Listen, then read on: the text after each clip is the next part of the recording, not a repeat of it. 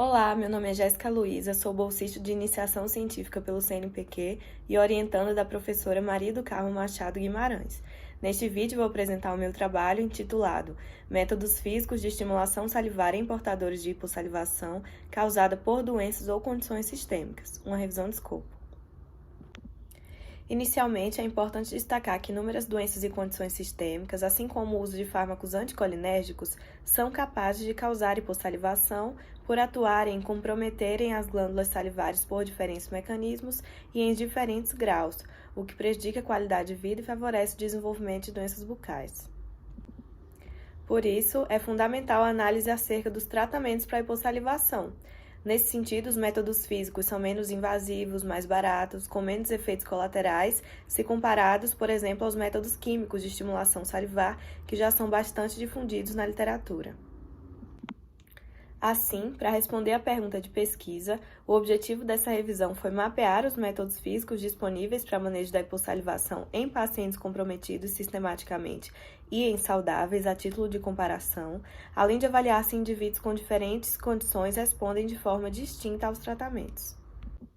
Como guia para o desenvolvimento dessa metodologia, nós utilizamos a extensão Prisma para revisões de escopo. Uma busca ampla e sistemática da literatura foi realizada em 6 bases de dados eletrônicas e na literatura cinzenta. Todo o processo de busca, seleção dos manuscritos e extração de dados foi realizado por 2 revisores, R1 e R2 independentes, e os conflitos foram resolvidos por um terceiro revisor, R3, especialista no assunto. De modo geral, foram incluídos ensaios clínicos, randomizados ou não, ensaios clínicos de braço único e série de casos que utilizaram métodos físicos para tratamento de hipossalivação causada por condições sistêmicas e em saudáveis, e foram excluídos os estudos com pacientes irradiados e sem análise quantitativa do fluxo salivar.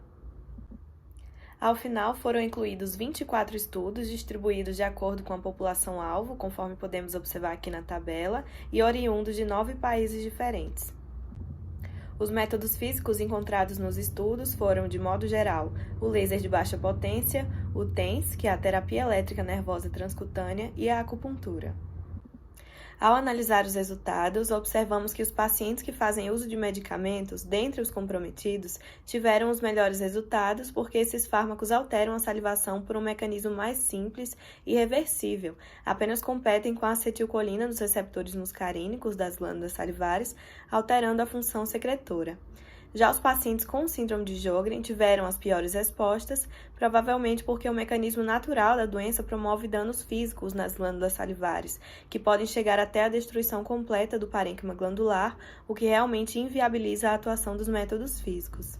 Já nos saudáveis, os indivíduos responderam com o aumento do fluxo salivar, mas é importante observar que 10 dos 11 estudos não apresentavam nenhum tipo de controle, nenhum grupo paralelo, o que dificulta a real avaliação da eficácia dos métodos. Esse foi um problema, por exemplo, encontrado nos estudos sobre a eficácia da hidroxicloroquina no tratamento da Covid-19. Não há como saber se o método em si teve efeito ou se os pacientes se recuperavam pelo processo natural da doença. Além disso, observamos nesta tabela a grande variabilidade dos protocolos aplicados, há pouquíssima padronização entre eles. Variaram em frequência, duração de pulso, no caso do TENS, potência e comprimento de onda no laser, ponto de aplicação de acupuntura, período de aplicação e duração de acompanhamento, por exemplo.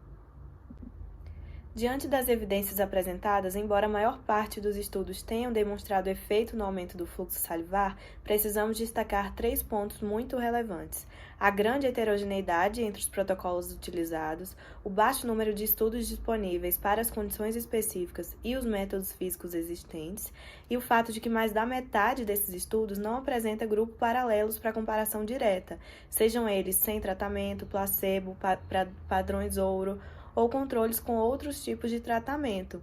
Então, nós acreditamos que esse é o maior desafio para identificar a eficácia dos tratamentos e concluímos que novos estudos bem delineados metodologicamente precisam ser feitos antes de qualquer tipo de indicação clínica. Obrigada!